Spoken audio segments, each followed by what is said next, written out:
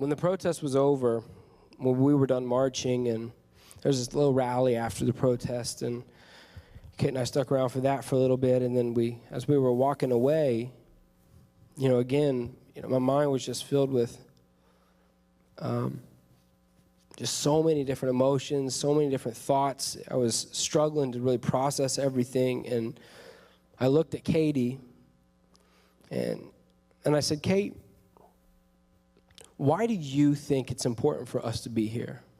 Why do you, from your perspective, what was the purpose in you and I attending this march today?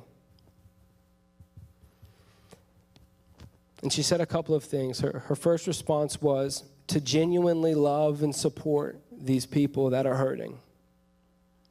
And I think we have a tendency sometimes to try and look too deep into or make excuses for why people feel the way that they do and hurt.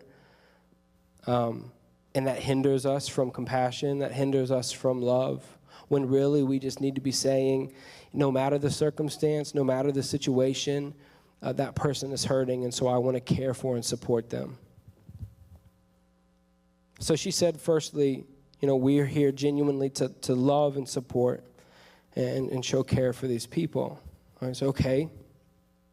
And then the second thing that she said is what, quite frankly, church, really broke me, and I haven't been able to get past since.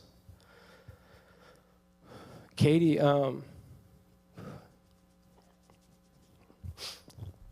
she said, and also I think that one of the reasons that we are here is potentially to step in front of or stand in between if stuff goes bad and we're needed. I said, okay, what do you mean by that? And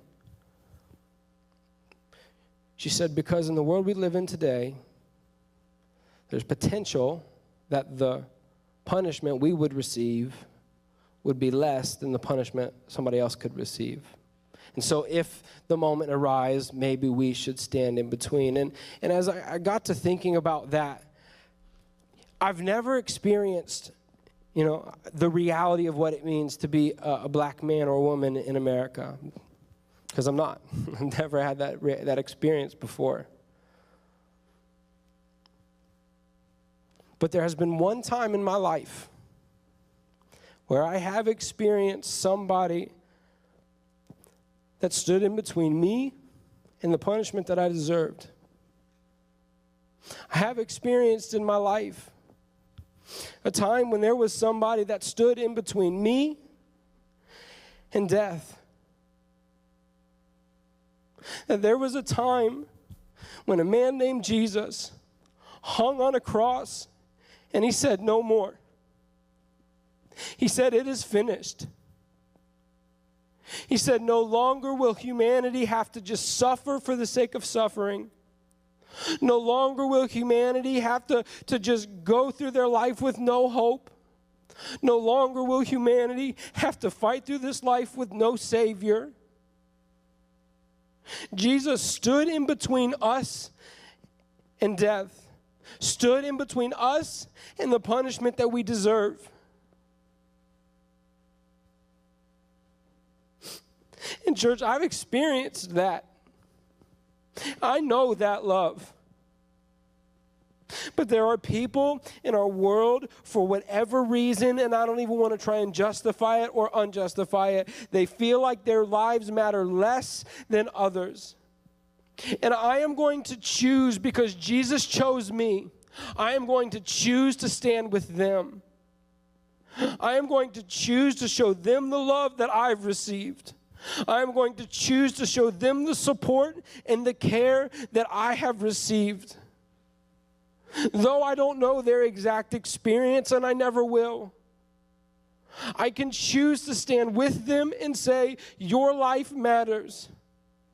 You know what changed the game for me, church? Is Philippians 2, where it says that the mind of Christ, the mind of Jesus, is that he puts others more significant than himself. And that passage goes on to say that we are called to do the same. So you know what? If you're struggling with standing for people, if you're struggling with this idea that you could fight for the life of someone without having to stand for the organization that they're a part of, put this in your mind. Their life is more significant than your own.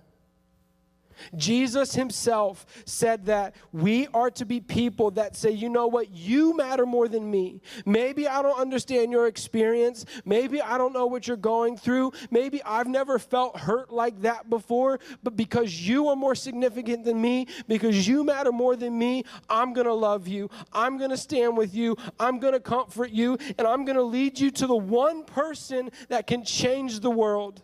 I'm going to lead you to the one person that can change your life. I'm going to lead you to the one person that can give you freedom from the bondage you're feeling, that can give you hope in a moment where you feel like there's no hope, that can give you salvation from this life with confidence for eternity with him forever. Because Jesus also promised this, that there will be a day that we experience no more pain, that we experience no more tears, that we experience no more hurt. And we need to tell people that are hopeless, discouraged, defeated in the world today that there is real hope, that there is a day where they'll experience no more pain and hurt like they're feeling, and it's in relationship with Jesus. We got to, church, be better and more bold at leading people to Jesus, period. We got to be people of compassion. We got to be people of peace. We got to be people that really care, really help. We got to be people that love. And we got to be people that are passionate about the gospel. Never again do I want to hear a Christian say that they're not going to go into a place with the good news of Jesus because it's hostile. That is the very place that the gospel needs to be. So what's the answer? I think I've already given it to you. But the answer is Jesus. The answer has always been Jesus. And the answer is you. And the answer is me.